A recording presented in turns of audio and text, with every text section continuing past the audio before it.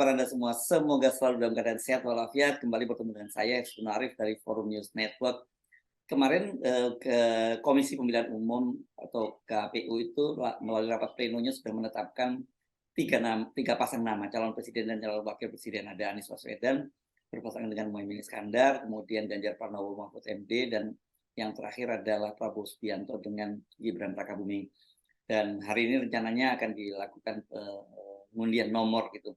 Tapi di media sosial saya lihat banyak di TikTok juga lagi viral nih potongan video dari pengamat analis politik dan militer Bung Slamet Ginting soal bahwa Indonesia mungkin akan dapat julukan baru kalau Amerika Paman Sam, ini akan jadi negeri Paman Usman gitu.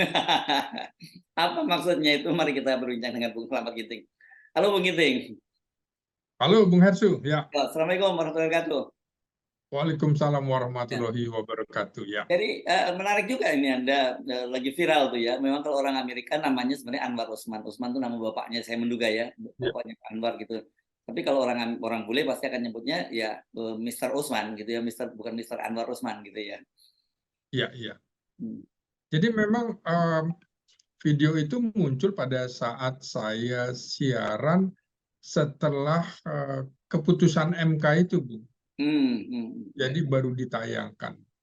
Memang ini semuanya juga melihat bahwa ada sabotase hukum, ada upaya memanipulasi hukum. Itu kan bahasa-bahasa dari para pakar hukum tata negara. Tapi saya kemudian kalau dari sisi ilmu politik, ya inilah yudikasi hukum, bagaimana meloloskan atau mengutak-atik konstitusi yang kemudian untuk meloloskan seseorang gitu.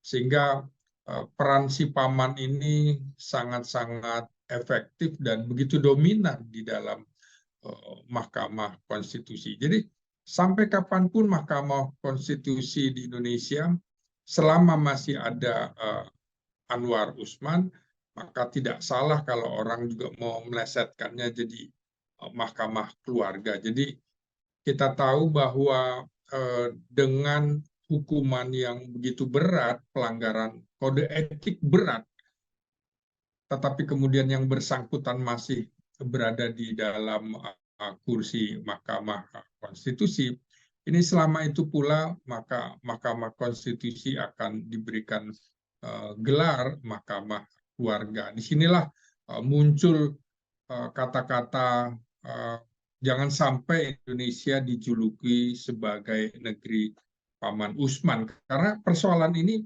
bukan hanya menjadi persoalan nasional, ini menjadi tragedi dalam sejarah Mahkamah Konstitusi di dunia. Jadi persoalan Anwar Usman ini juga sudah dilihat oleh hampir semua negara, ya, terutama pers juga menyoroti hal ini. Ini barangkali adalah titik nadir demokrasi Indonesia, di mana salah satu amanat reformasi 25 tahun lalu, amanat reformasi 1998 mengamanatkan korupsi, kolusi, dan nepotisme menjadi musuh bersama. Tapi kemudian keputusan MK ini seperti mengembalikan, menjungkir balikan kita kembali ke era sebelum reformasi. Begitu Bung Hersu. Dan kemarin kan orang sebenarnya masih banyak berharap ya bahwa ada gugatan dari mahasiswa Universitas Nahdlatul Ulama itu ya berkaitan dengan dengan keputusan MK nomor 90 ya, Bung Rocky, Bung Ginting, yang sekarang sedang berproses di Mahkamah Konstitusi. Tapi dengan penetapan kemarin, sidang pleno kemarin yang menetapkan ada 3 pasang calon, ya sudah tertutup peluang-peluang gugatan secara legal formal di Mahkamah Konstitusi. Jadi orang mungkin akan melihat cuma dua proses politik ya. Kalau mau memang masih dipersoalkan, ada proses politik di DPR berkaitan dengan hak angket, dan kedua ya proses elektoral, karena bagaimanapun sekarang Gibran sudah resmi menjadi calon wakil presiden gitu.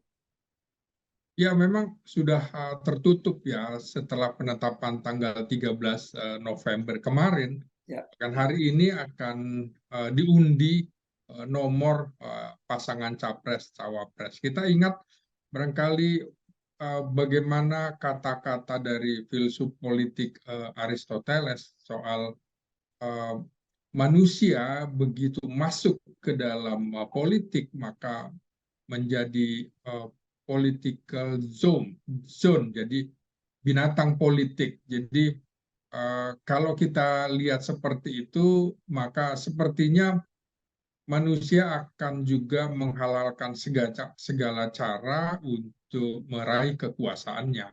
Kita lihat juga pernyataan eh, guru besar ilmu politik Harold Laswell itu juga mengatakan politik itu adalah siapa mendapatkan apa, kapan, dan bagaimana.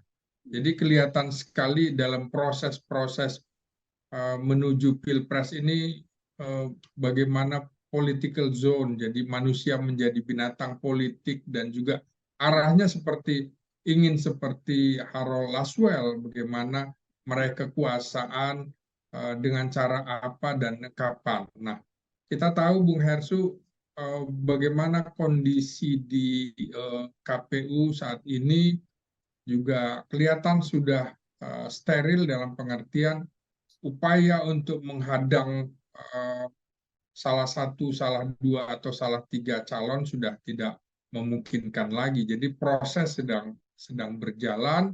Nah, kita akan lihat bagaimana nomor-nomor yang akan diundi. Jangan-jangan malah tidak ada undian, tapi kesepakatan, Bung Hersu. Karena kalau kita lihat nomor satu di urutan partai politik, ada PKB ya nomor urut 1, dan itu kebetulan PKB ada di koalisi perubahan.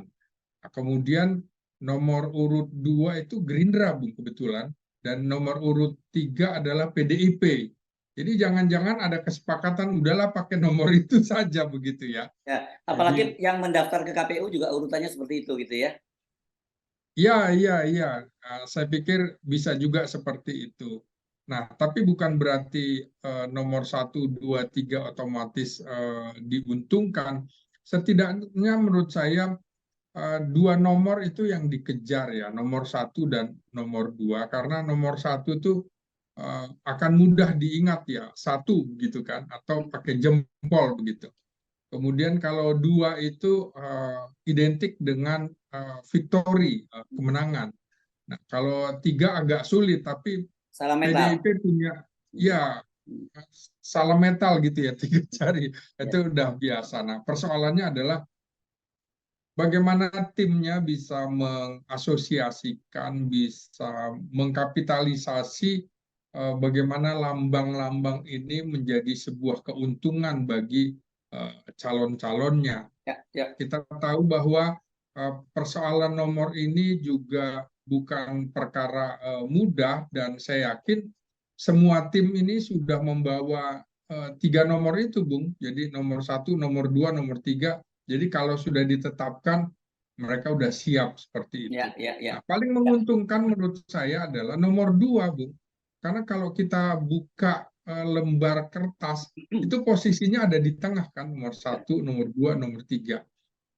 Tapi kalau lihat pengalaman-pengalaman sebelumnya, bukan berarti nomor-nomor yang lain itu tidak pernah menjadi juara. Misalnya pada 2014 Jokowi nomor 1 ternyata memang dia pemenangnya. Ya. Pada 2019 dia dapat nomor urut 2 menang lagi. Nah, kita lihat kalau di 2004 Bung Hersu ada nomor 1 itu Megawati dan Hasyim Muzadi itu nomor 2, kemudian nomor 4 itu justru SBY-JK, yang di Ya. luar 3 itu ternyata bisa menang ya. Waktu itu Ya, nomor tapi saya kira kan memang nomor ini nggak berpengaruh ya, Bung. Intinya iya, orang yang fokus perhatian itu adalah prosesnya sejak awal. Kita tahu bagaimana kemudian Gibran itu lolos jadi calon wakil presiden melalui kecurangan di Mahkamah Konstitusi. Jadi kalau prosesnya saja sudah curang, jadi ini pasti ada intensi kecurangan akan terus berlanjut sampai nanti Pilpres, karena mereka sudah punya target khusus kan begitu. ya ini yang dipertanyakan sejumlah pihak.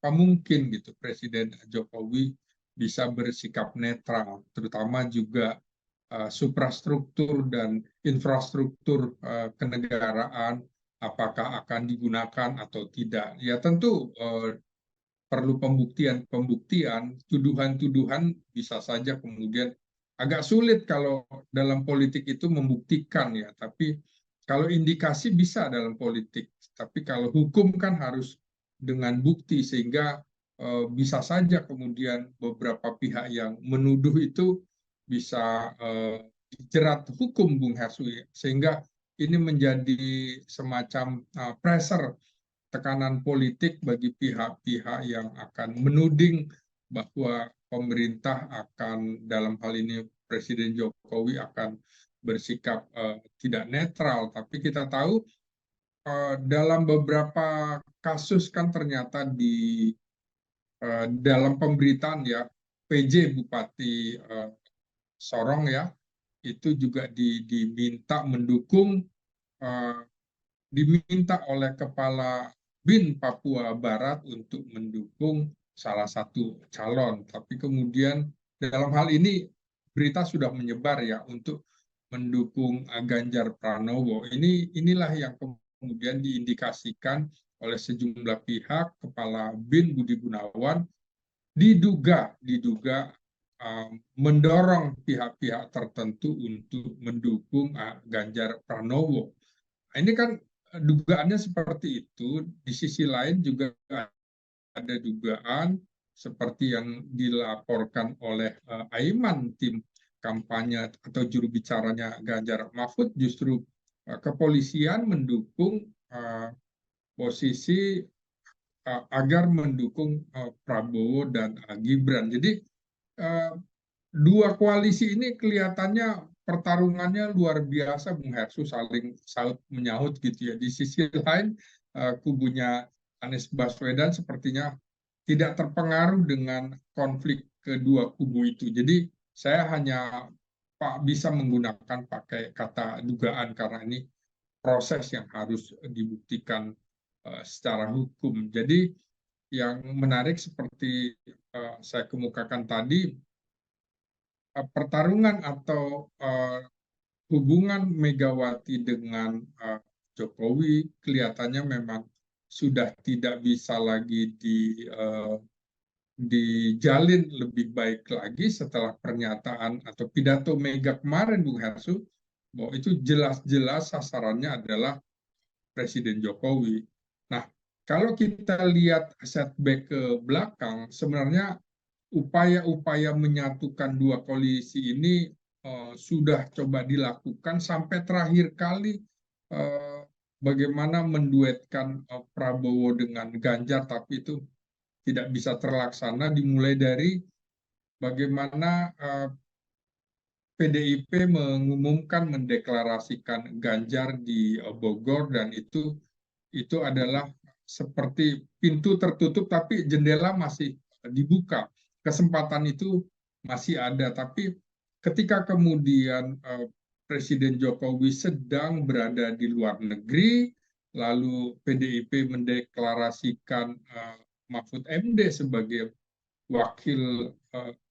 calon wakil presiden mendampingi Ganjar, itu sepertinya pintu dan jendela sudah ditutup sehingga upaya menyatukan pasangan ini tidak berhasil, apalagi kemudian secara cepat dan secara mendadak pasangan ini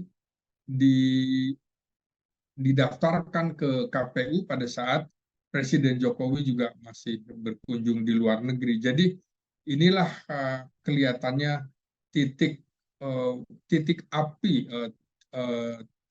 api dari hubungan mereka yang Mega dan Jokowi yang sudah tidak bisa dipertemukan lagi. Dan sampai saat ini kita masih mendengar upaya reshuffle kabinet yang kemungkinan juga akan terdampak, akan berdampak pada PDIP, seperti misalnya kemungkinan Jaksa Agung juga akan di-reshuffle, Kepala BIN juga akan di-reshuffle, dan juga beberapa hal. Ini persoalan hukum menjadi kunci sendiri, Bung Hersu, setelah sebelumnya ada politisasi hukum dan adjudikasi hukum.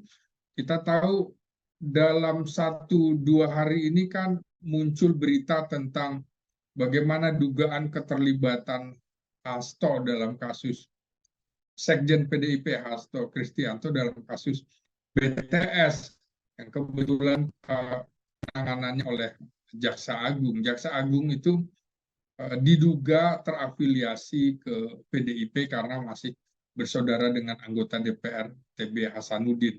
Nah, kalau kemudian Jaksa Agungnya masih terafiliasi dengan PDIP, kemungkinan juga Presiden Jokowi akan mencopot atau menggantinya. Ini saya kira desas-desus politik yang paling hangat dalam 1-2 hari terakhir ini, Bung Hesu, soal mereshuffle menteri atau pejabat menteri atau pejabat setingkat menteri di era pemerintahan Jokowi yang terakhir ini. Begitu, Bung Hesu. Oke, saya justru lebih tertarik ini fokus tentu saja dengan Gibran ya, dan kita udah pastikanlah pemerintah pasti akan bukan pemerintah, rezim penguasa akan all out untuk memenangkan pasangan Prabowo Gibran. Seperti Anda sebut tadi, ada dugaan polisi bermain, ada juga banyak birokrasi juga akan bermain, ada bansos juga dimainkan, kan begitu ya. Ini kan ini salah satu instrumen pemenangan juga loh, jangan dilihat bansos hanya bantuan untuk kalangan miskin, tapi jumlah yang besar itu bisa digunakan untuk semacam money politik terselubung yang justru menggunakan anggaran pemerintah, kan gitu ya.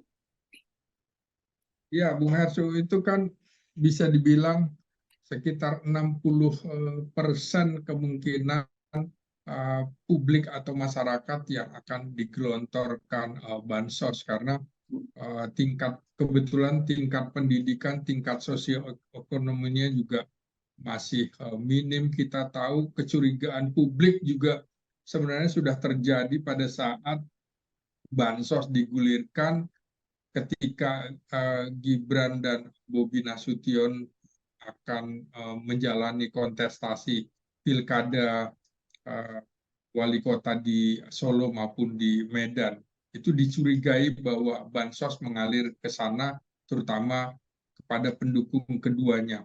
Dugaan-dugaan ini memang muncul terus, dan bukan tidak mungkin juga dalam Pilpres kali ini, tapi memang seperti sejumlah orang juga mengamati apakah bisa bansos itu digulirkan pada saat Menteri Sosialnya masih dipegang oleh orang yang terafiliasi dengan PDIP, dalam hal ini Tri Risma hari ini.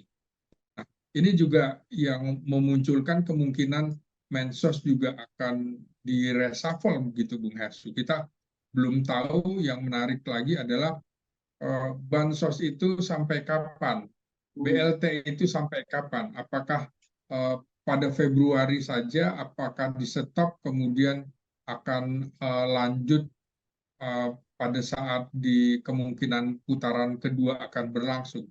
Tapi menurut saya, Bung Hersu, ada upaya-upaya yang ingin Pilpres ini berlangsung satu putaran saja. Kita tahu bahwa PDIP dan juga dan juga Jokowi merasa punya pengalaman yang barangkali traumatik dalam Pilkada DKI Jakarta 2017 lalu, di mana survei-survei juga kemudian mengunggulkan Ahok serta AHY, sementara Anies di posisi ketiga, tapi kemudian ternyata tidak bisa berlangsung satu putaran, artinya tidak ada satu pihak pun yang memperoleh 51% suara.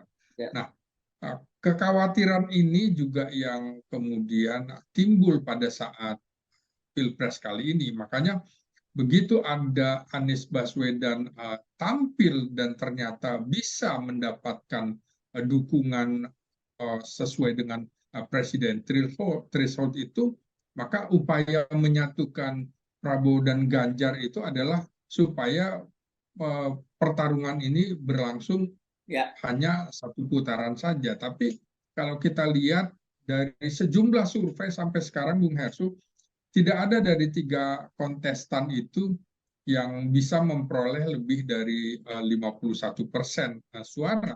Sehingga kemungkinan tetap akan berlangsung 2 putaran, sesuatu yang tidak diinginkan sebenarnya oleh Jokowi dan Megawati. Khawatir peristiwa kemenangan Anies Baswedan dalam Pilkada DKI Jakarta akan terulang begitu ya. Ya, ya, ya, ya, Jadi ya. ya eh, rasanya ada musuh bersama dalam tanda petik dalam kasus kontestasi kali ini adalah terutama Gibran dianggap menjadi uh, upaya menyiasati konstitusi sehingga ini yang tidak dikehendaki oleh terutama koalisi pro Ganjar dan koalisi perubahan. Ya. Koalisi pro Ganjar ini yang merasa paling dirugikan terutama untuk pertarungan di Jawa Tengah, Bung Hersu. Jadi kemungkinan-kemungkinan itu bisa saja terjadi dan upaya agar pasangan ini menang dalam satu putaran juga seperti prediksi Anda, ada upaya seperti itu bukan tidak mungkin, tapi kita akan buktikan nanti di lapangan bagaimana pemilu itu semoga berlangsung lancar, damai, dan jauh dari dugaan kecurangan, begitu Bung Hersu. Ya, kalau kita lihat peta di lapangan ya, Bung Ginting, seperti Anda katakan tadi, eh, agaknya sangat mustahil terjadi hanya satu putaran kalau tanpa kecurangan yang masif, gitu ya, Bung Ginting ya. Ya. Karena sekarang ini memang betul seperti Anda sampaikan, sebenarnya mereka ini masih dalam rentang margin error kok. Apalagi, tapi kan kita kemudian digelontor dengan berbagai lembaga survei, terutama yang gencar kan ini surveinya Prabowo dan yang kedua surveinya Ganjar Pranowo gitu, dan mereka masing-masing lembaga survei mengunggulkan jagoan masing-masing kan. Dengan cara seperti itu kita akan tahu ada salah satu yang berbohong atau dua-duanya berbohong kan, begitu sebenarnya kan. Ya, iya. Jadi kalau kita lihat pemilu di sejumlah negara, Erdogan atau Duterte, itu juga kan diprediksi kalah Bung Hersu. Tapi ternyata menang gitu ya.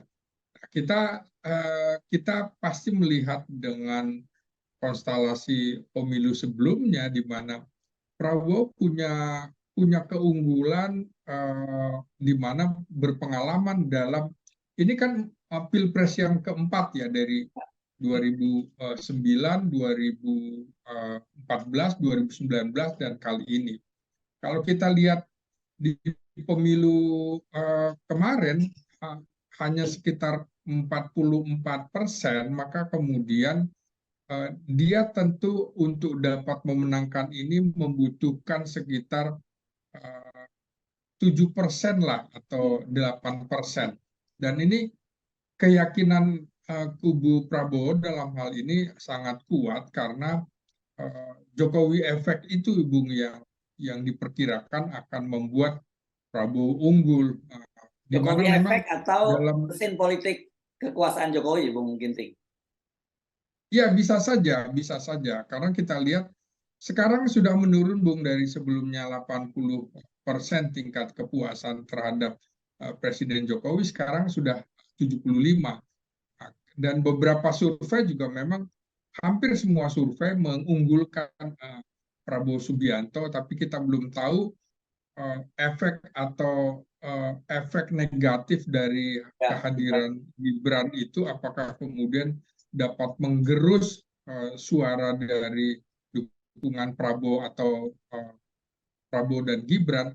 Saya kira masih akan dibuktikan karena kalau kita lihat Bung Hersu, kesadaran itu sekitar mungkin sekitar 10% saja yang tingkat pendidikannya yang melek literasi politik cukup baik dan itu lulusan sarjana ke atas dan lulusan SMA sekitar 30%, mungkin juga literasi politiknya cukup baik. Nah, 60% penduduk kita yang tingkat pendidikannya SMP inilah yang kemudian akan dimanfaatkan untuk program-program bansos atau BLT ini, Bung Hersu, yang tidak bisa dicegah oleh pasangan-pasangan lain. Ini program pemerintah yang bisa sekaligus sejalan dengan program kampanye, begitu Bung Hersu. Ya, oke. Kan memang dengan kalau kita bicara skenario manusia, ya memang agak sulit akan mencegah Prabowo dan khususnya Gibran itu menjadi presiden dan wakil presiden nantinya gitu, Bung Ginting ya, Ya, karena semua infrastruktur dikuasai oleh mereka dan pasti akan dikerahkan all out untuk Jokowi untuk memenangkan pasangan ini. Dan itu yang kemudian orang membayangkan, kok aneh kita membayangkan sebuah negara di sebesar ini kemudian ada muncul seorang calon wakil presiden sekelas Gibran gitu loh, yang ini kan baru 5 kecamatan aja, dia memimpin 5 kecamatan menjadi calon wakil presiden. Tapi itu realitas yang mesti kita terima hari-hari ini kan begitu, Bung Ginting ya. Dan pertanyaannya, apakah kemudian kalau selama ini kan calon wakil presiden itu hanya semacam ban serep, tapi dengan adanya Pak Jokowi di situ, itu kan jadi peran Gibran ini sedikit berbeda dengan dalam hubungannya dengan Pak Prabowo. Gimana Anda melihat soal ini? ya. Menurut saya Prabowo tidak senaif itu, Bung Hersu nanti. Oh ya, Jangan lupa bahwa presiden adalah pemegang kekuasaannya, power. Dia ya, bisa saja tidak memberikan tugas apapun kepada Wapres selain misalnya gunting pita, peresmian gedung dan segala macam.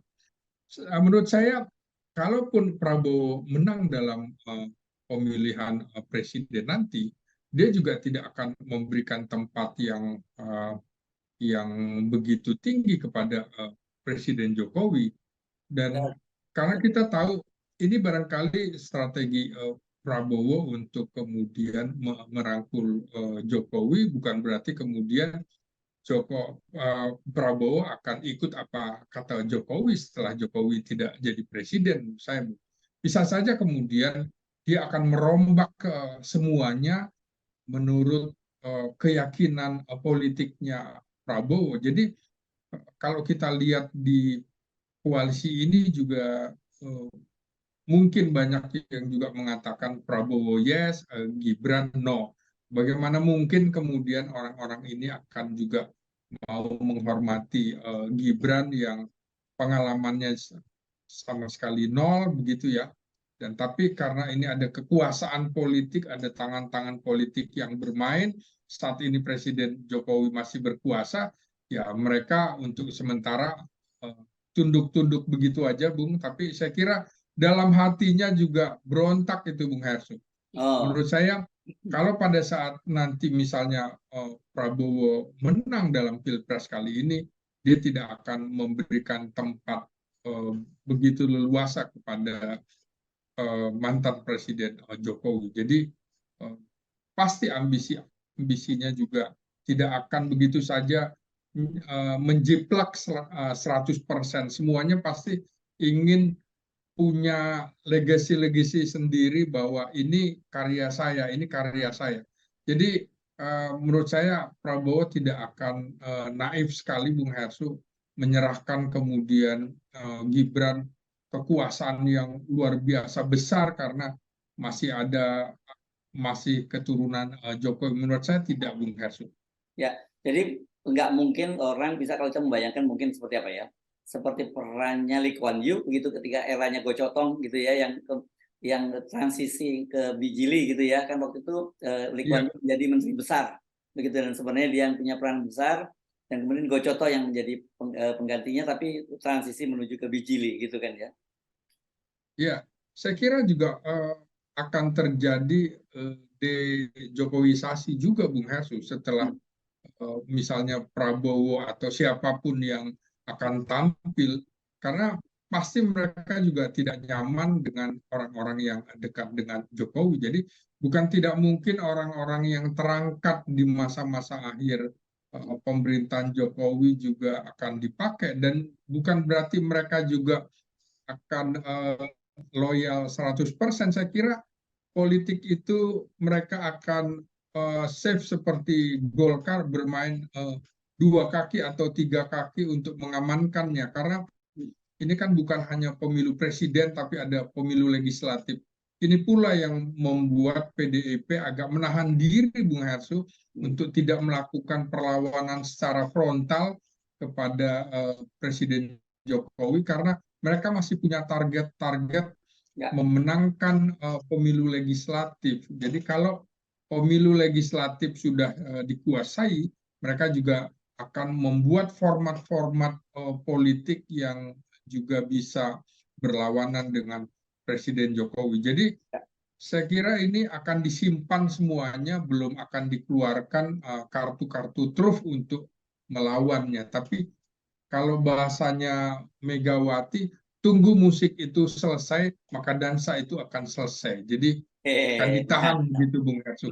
Ya, Kita punya pengalaman bagaimana ketika pemilu sudah bisa menetapkan siapa presiden terpilih, maka saat itu juga presiden yang berkuasa tidak akan bisa punya keleluasan, dan itu sudah dirasakan Megawati pada saat dia kalah Pilpres pada pemilu 2004 lalu, sampai untuk mengusulkan Panglima TNI pun bisa ya, dibatalkan. Saya kira begitu juga yang akan terjadi pada saat kalau pada Pilpres 14 Februari sudah bisa satu putaran, juga Presiden Jokowi nggak bisa apa-apa juga, Bung Hersu. ya. Atau kalaupun terjadi dua putaran, juga tidak akan punya keleluasaan. Jadi menurut saya strategi-strategi yang akan dimunculkan nanti setelah Pilpres ini selesai.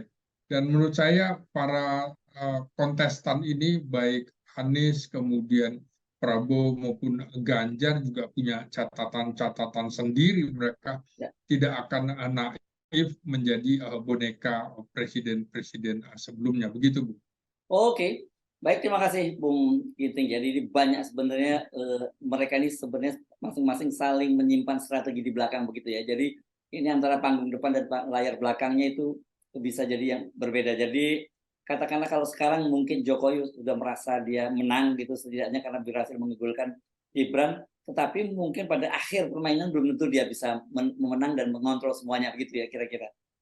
Betul, nanti kemungkinannya juga di Koalisi Indonesia Maju, mereka malah lebih concern untuk kemudian memenangkan pemilu legislatif, bukan pemilu Ya.